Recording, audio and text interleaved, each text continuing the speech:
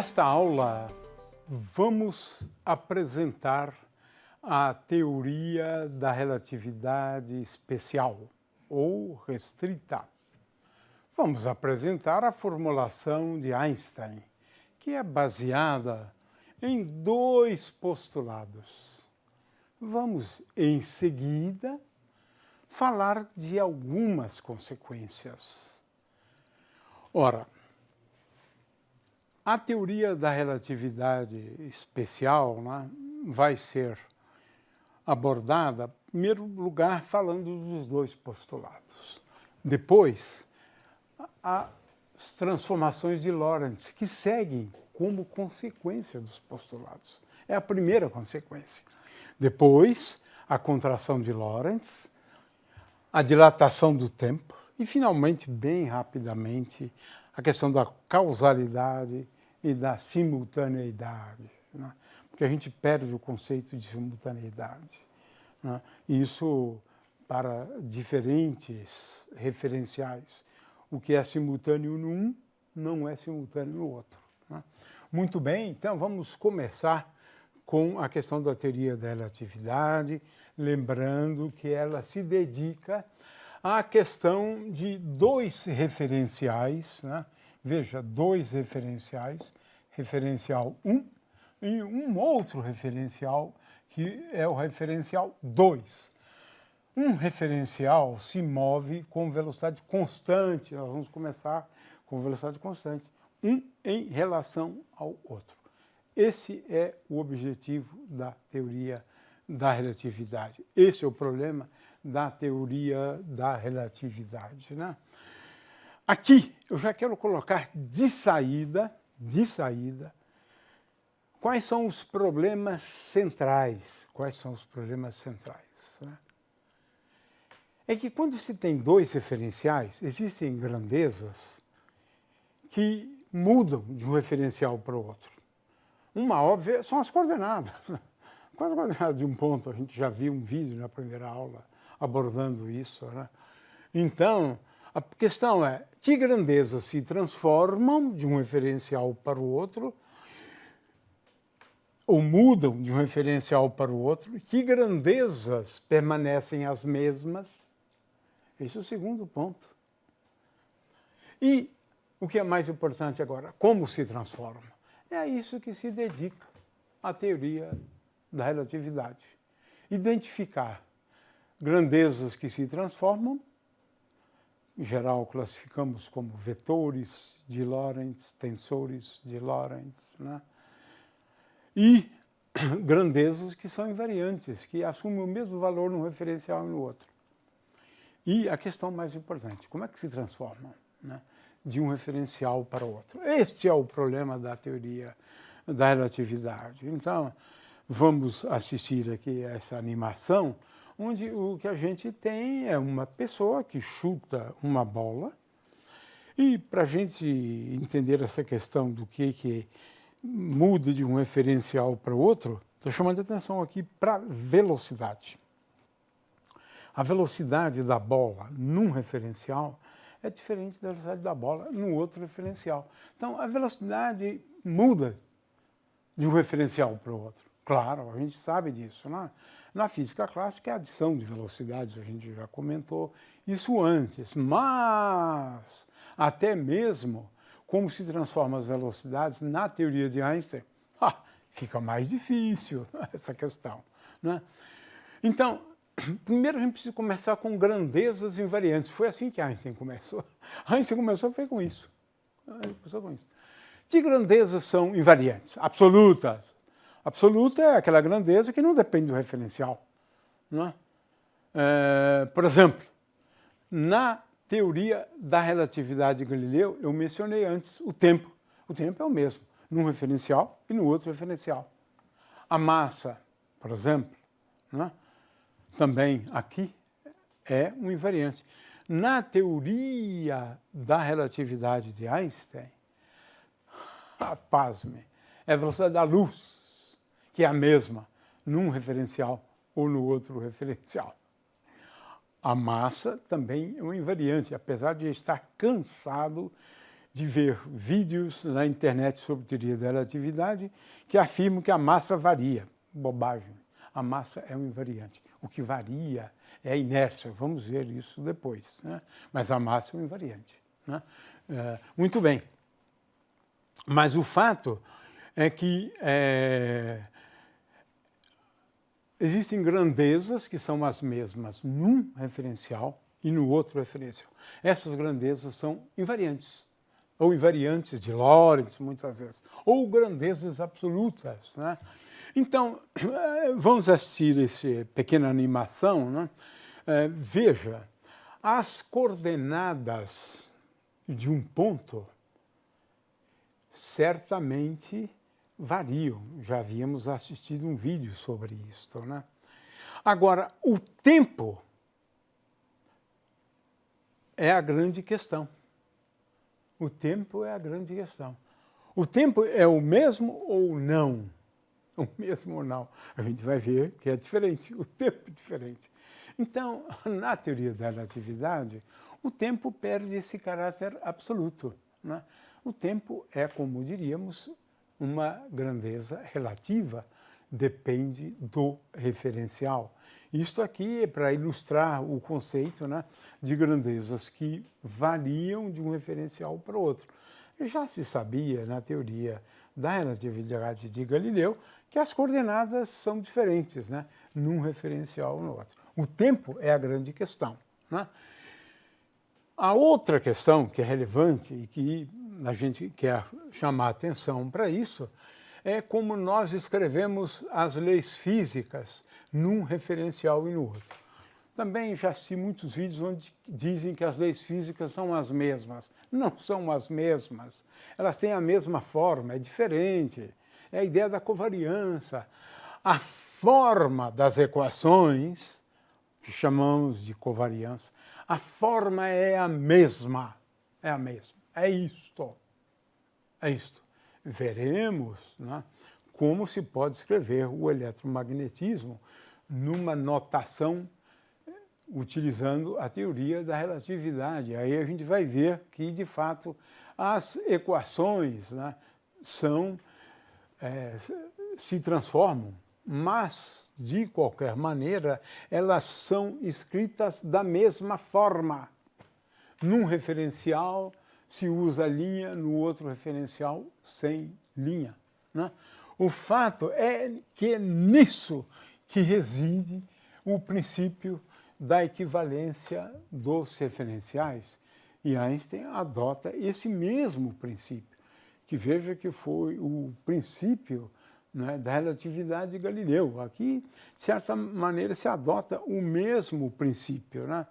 Se uma equação, né, é escrita assim, dmi a mi igual a zero num referencial, no outro se escreve dmi a mi, linha, linha, pronto, mas com a mesma forma. Isso é a mesma forma. Ou seja, num referencial se escreve de um jeito e no outro escreve com a mesma forma, mas esse linha aqui é diferente, as coordenadas são diferentes, o a linha aqui é diferente, Cada um, preciso entender esse conceito de covariância, porque senão, esse é um conceito fundamental, central na teoria de Einstein, né? E para isso a gente vai ter que classificar as grandezas físicas em escalares, vetores, tensores, né? Veja, mas tensores de Einstein, ou tensores, né, de Lorentz, muitas vezes, vetores de Lorentz, né, vetores num espaço quadridimensional. Muito bem, este é o princípio fundamental. Agora vamos aos postulados de Einstein. 2 postulados só, muito simples. O primeiro postulado é aquele que estipula que a velocidade da luz no vácuo é independente do sistema de referência inercial. Assume o mesmo valor, c, para qualquer observador. Isso é absolutamente surpreendente. Ninguém jamais imaginou uma coisa dessas, né? É que se você, de acordo com essa animação aqui, se eu tenho alguém num referencial dentro do trem, ele vai ver, né, a luz se propagar com velocidade igual a c. Mas esse outro, fora do trem, ele vai ver a luz se propagar com velocidade igual. Não, isso é inacreditável. Vai contra tudo o que a gente adquiriu de vivência no dia a dia, porque usualmente a gente soma as velocidades. Como eu havia explicado antes, você soma as velocidades. Essa foi incrível. Uma sacada fantástica de Einstein. A luz é um invariante, a luz é uma grandeza absoluta. A sua velocidade, claro. A velocidade num referencial é igual à velocidade num outro referencial. Isso é impressionante, né? Impressionante. É um postulado, né? Ele partiu desse pressuposto. Depois se verificou que é verdade. Essa foi a grande sacada de Einstein. E a outra é o postulado da relatividade restrita, né? As leis físicas têm a mesma forma em todos os sistemas de referência. Então, é a ideia de que os referenciais são equivalentes, eles são equivalentes. Não há como, olhando uma lei física, um fenômeno, descrevendo um fenômeno, como discernir esse referencial do outro referencial à luz das leis. Só esses dois postulados, né? E agora, então, Einstein deduz, né, aquelas transformações previstas por Lorentz. Qual é a ideia? Né? De novo, né, estou falando da descrição de um movimento desse, do ponto de vista desse referencial preto ou desse verde, esse verde aqui, né, que é um referencial que se desloca em relação a esse com uma velocidade v. Às vezes a gente usa também u. Né? V é a velocidade com que esse referencial se desloca em relação a esse. É claro que o movimento é relativo. Você pode dizer que esse referencial se desloca em relação àquele referencial verde. Né? Muito bem. Então, vou apenas, antes de começar, dizer o seguinte. Einstein abandona a ideia de um tempo absoluto. Logo, se você tem vários pontos, né? Se você tem vários pontos do espaço, como esse aqui, esse aqui, esse aqui, né? E assim por diante, então se você tem vários pontos do espaço, em cada ponto, né, do seu espaço, em princípio, naquele ponto você deve ter ou marcar o mesmo tempo. O tempo tem que ser o mesmo para o referencial escolhido, né? E esse é o problema da sincronização dos relógios, né? De forma que, se eu tenho, então, um relógio que marca uma determinada hora neste ponto, num outro ponto ele vai marcar a mesma hora, neste ponto ele marca a mesma hora, nesses pontos a mesma hora, em todos os pontos você tem um relógio indicando a mesma hora. É a hora daquele referencial. Agora, é claro que para isso você precisa sincronizar os relógios, enviando sinais luminosos, né?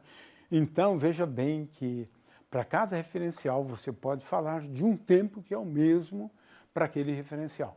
É o problema de sincronizar relógios. Em cada ponto do espaço, você, em princípio, teria a mesma hora, marcaria o mesmo tempo, né? Essa é a primeira coisa que é importante quando a gente for estudar a teoria da relatividade. Agora, vem as transformações de Lorentz. Como é que Einstein deduziu isso? Ora, um fóton, por exemplo, né, ou um sinal luminoso, ele é tal que a velocidade, né, é igual a c. Então, x2 mais y2 menos c2 é igual a zero. Mas no outro referencial, x' ao quadrado mais y' mais z' ao quadrado menos c2 t' ao quadrado é igual a zero, porque a velocidade é igual a c. É igual a c, né? Então, esse é o princípio. Veja, constância da velocidade da luz. Eu parto desse pressuposto. Agora, eu preciso buscar relações lineares entre as coordenadas e o tempo, num referencial e no outro. Chamo essas constantes de A, D, B e C e imponho essa condição aqui, na verdade, né? Escrevo D igual a menos V vezes A e agora fico com 3, né? Aqui. Okay? Então, agora é uma questão de substituir lá, buscar relações entre A, B e C, e você descobre que A igual a B igual a 1 sobre a raiz quadrada de 1 menos V2 sobre C2, C igual a menos V sobre C2, 1 sobre a raiz quadrada de 1 menos V2 sobre C2. Consequentemente, a partir do primeiro postulado, não preciso mais nada, eu reproduzo ou eu deduzo aquelas famosas transformações de Lorentz, né, que sacou essas transformações antes da teoria da relatividade. Né? Muito bem, então essa é a primeira conclusão. É claro que agora nós somos levados à ideia de um espaço-tempo quadridimensional, porque agora o conceito de evento, né, é importante como sendo algo que acontece num determinado ponto do espaço e num determinado instante de tempo. Então, aqui nós temos, na verdade, que construir, né, olha, uma matriz coluna envolvendo o tempo, a coordenada x, y, z, e agora vemos como nós transformamos este vetor, né, CT, x, y, do ponto de vista do outro referencial. Portanto, você, de certa maneira, você amplia, né, o espaço incorporando mais uma coordenada, que é o tempo. É por isso que a gente fala em espaço-tempo quadridimensional, porque o tempo e as coordenadas do espaço são interligadas pelas transformações de Lorentz. E agora nós temos aqui uma matriz 4x4. Né? Até se parece um pouco com a rotação em torno de um eixo. Mas veja só, agora nós temos o tempo, as coordenadas, né, e uma matriz para relacionar o tempo e as coordenadas, o espaço-tempo, através de uma matriz. Né?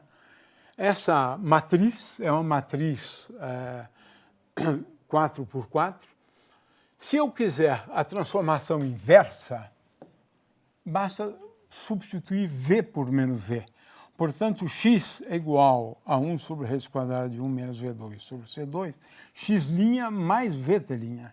Né? Veja que T' igual a T igual a alguma coisa vezes T' mais V sobre C2 vezes x', y igual a y', z igual a z'. Então, a transformação inversa, né, é como eu relaciono as coordenadas T', x', y' com x, y e z e t, são obtidas de uma maneira bem simples. Considero as transformações de Lorentz e considero V indo em menos V. Aqui tem um aspecto técnico que eu vou realmente pular, mas se a velocidade não for ao longo do eixo x, mas for uma velocidade ao longo de uma direção qualquer, aí você precisa fazer uma divisão de componentes longitudinais na direção da velocidade e transversais, né, perpendiculares à velocidade. Isso leva a fórmulas mais complexas, a gente não vai cobrar muito isso, só para dizer que isso é uma coisa possível. Às vezes, essas transformações de Lorentz são introduzidas por meio de coordenadas hiperbólicas. Né? Então, eu defino a variável φ como e elevado a φ igual a gama vezes 1 mais beta, e elevado a menos φ, gama 1 menos beta. Portanto, gama é o cosseno hiperbólico de φ, cosseno hiperbólico, e beta é o seno hiperbólico de φ.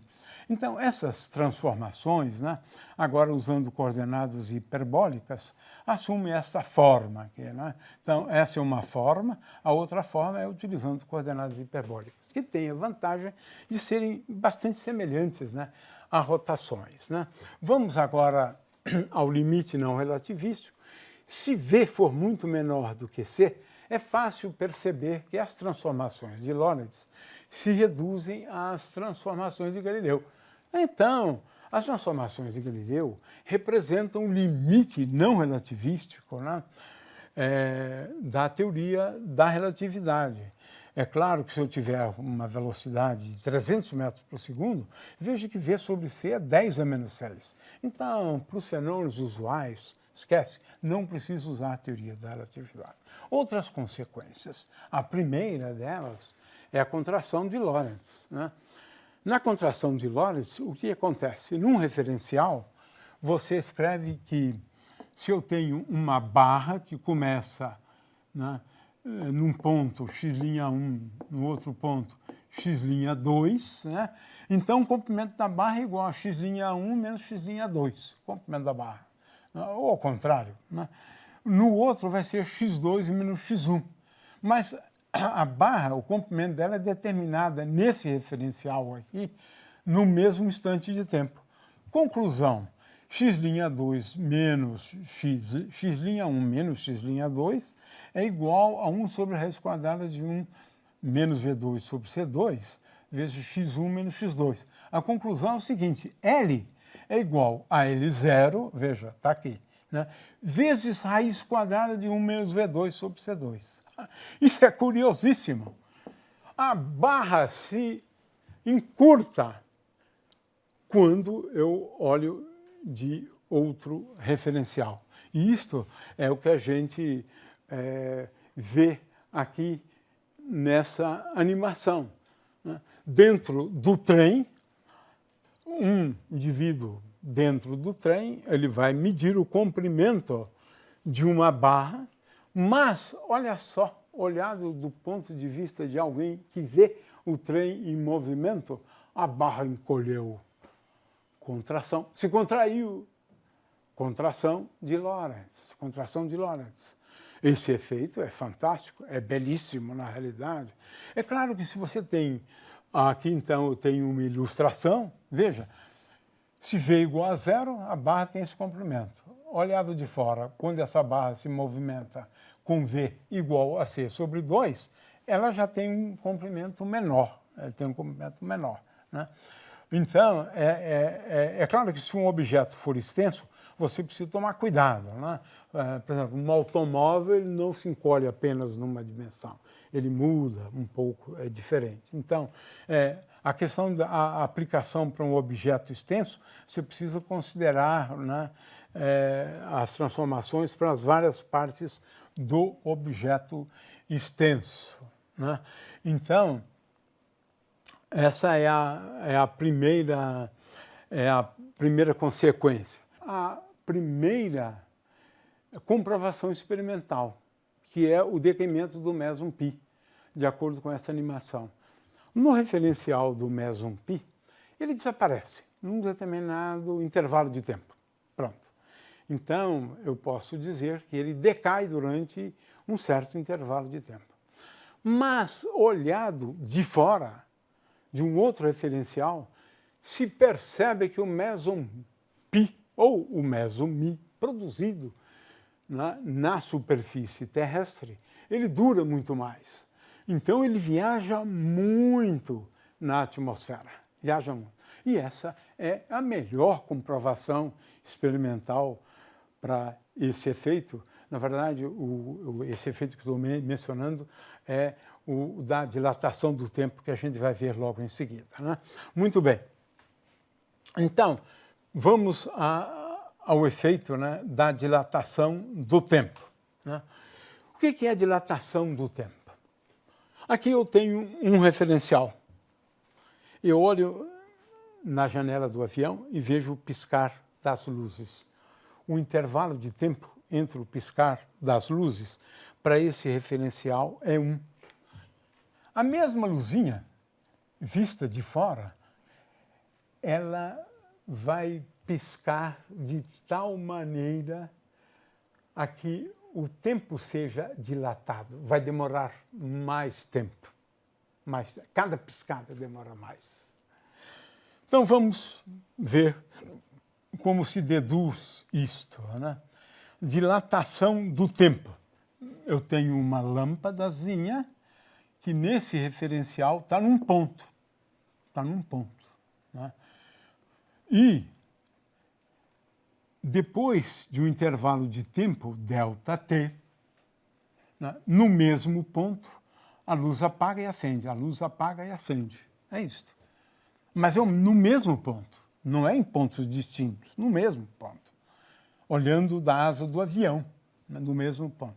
Um intervalo de tempo é igual a T2 menos T. Agora, usando as transformações de Lorentz, né, o que a gente percebe é que no outro referencial, que vê este em movimento, ocorre a dilatação do tempo. Veja, por um fator 1 sobre raiz quadrada de 1 menos V2 sobre C2. Esse efeito é surpreendente. Né? O intervalo de tempo num referencial é diferente do intervalo de tempo quando analisado num outro referencial. Né? Esse efeito é surpreendente. É aquele que eu mencionei antes, né?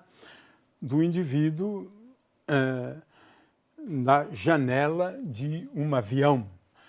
E essa animação é justamente para ilustrar esse efeito. Dentro do avião, você veja que a luzinha ela pisca a intervalos de tempo menores do que quando visto de um referencial de fora, que vê esse referencial em movimento. Né? Então, esse é um efeito surpreendente. Né? E agora, o que eu havia mencionado antes, né? É essa animação aqui. Né? Tenho aqui o meson π, ou um meson qualquer, né? Que num referencial ele demora um certo tempo para desaparecer, para decair. Né? Ele decai se transformando em outras partículas. Aqui não quero me preocupar com que partículas, mas ele desaparece, ele decai. Eu meço esse intervalo de tempo. Agora, um referencial de fora, olhando com a lupa, vê esse meson π andar muito mais do que se ele durasse como seria a duração dele naquele outro referencial. Né? E para encerrar, porque eu acho que a aula já está ficando um pouco longa, né? Temos essas questões de causalidade e simultaneidade, e a teoria da relatividade muda bastante esses conceitos. A primeira coisa que eu quero chamar a atenção é que a velocidade da luz é, de fato, a velocidade limite no universo. Então, se eu quiser enviar informações, né, no universo,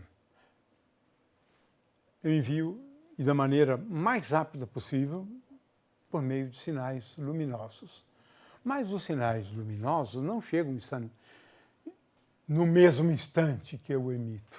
Parece que sim, mas não é. Demora um intervalo de tempo. Né?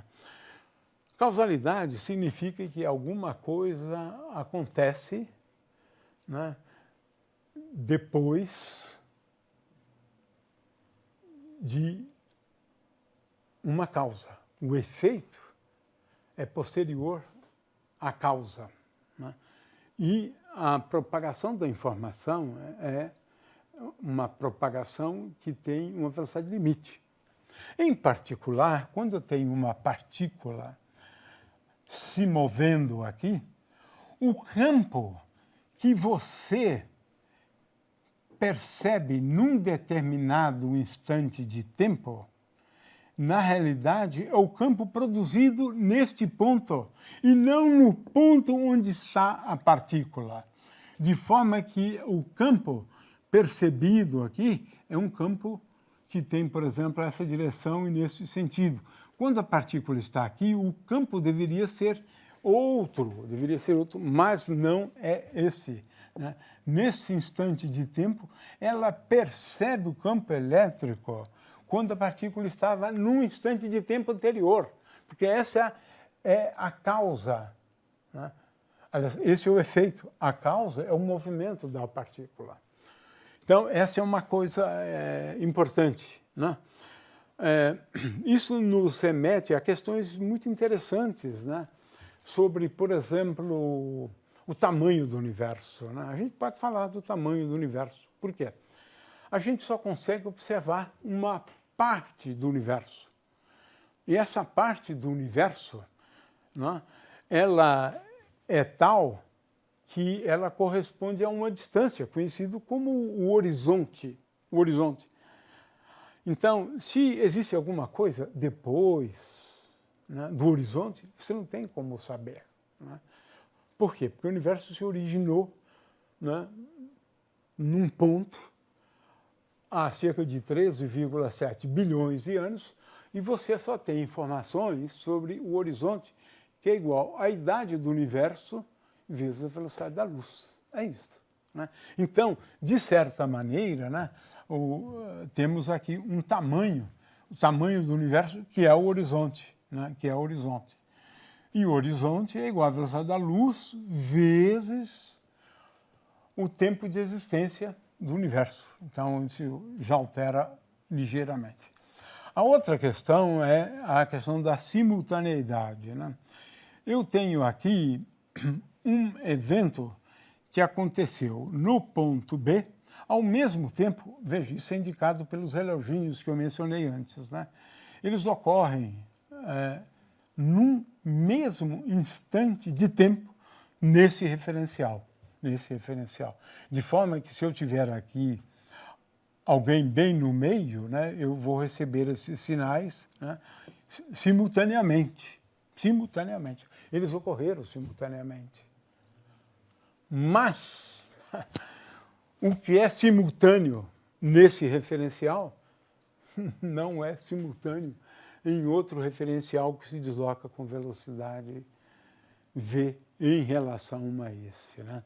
O fato é que essa é uma das consequências da teoria da relatividade. Para a gente analisar isso, a gente precisaria de um pouco mais de tempo, né, para falar sobre eventos, né? Eventos, eu tenho aqui, por exemplo, um evento que é algo que acontece num instante de tempo e num ponto do espaço de coordenadas, digamos, x1, y2, x1, y1, z1. Né? E um outro evento que acontece num tempo t2, num outro ponto. Então, eu tenho dois eventos que ocorrem em um referencial e dois eventos, e que podem ser os mesmos eventos, mas eles vão ocorrer em tempos diferentes e em posições ou com coordenadas diferentes. Então, para isso, você tem que usar linha, T1', X1', Z1', T2', dois eventos. Agora, é claro que quando eu considerar o intervalo entre esses dois eventos, né, que é C2 vezes ΔT ao quadrado, que deveria ter um ΔT ao quadrado, aqui ΔT' ao quadrado, né, menos ΔX, menos ΔY, menos ΔZ, é igual. Esse intervalo entre dois eventos, né, agora considerando essa diferença, porque esse intervalo agora é no sentido de diferenças, né, C2, ΔT2, menos ΔX2, menos ΔT2.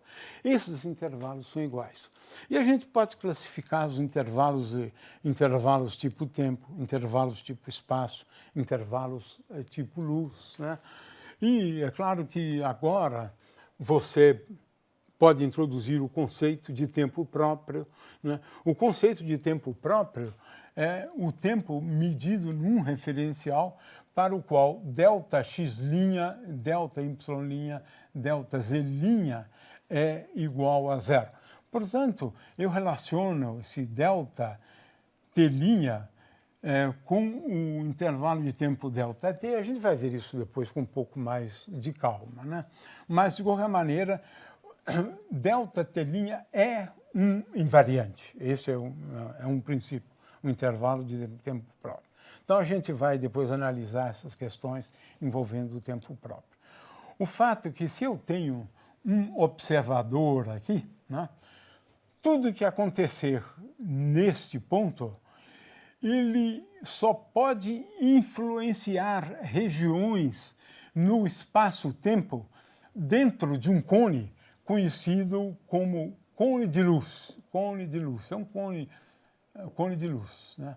Então, ele só influencia os pontos dentro desse cone, que é o cone de luz, né? Os pontos fora do cone de luz, eles estão fora do alcance, né? Quando alguma coisa acontece nesse ponto. E a mesma coisa em relação ao passado, né? O fato é que são ideias bastante interessantes, né? Quando a gente analisa a natureza, né, dos intervalos entre eventos, né? E a gente classifica esses intervalos e consegue, então, analisar, né, a possibilidade de um evento influenciar certas regiões do espaço-tempo ou não. E aí é fundamental a questão do cone de luz. Mas a gente não vai ter tempo para entrar nesses detalhes.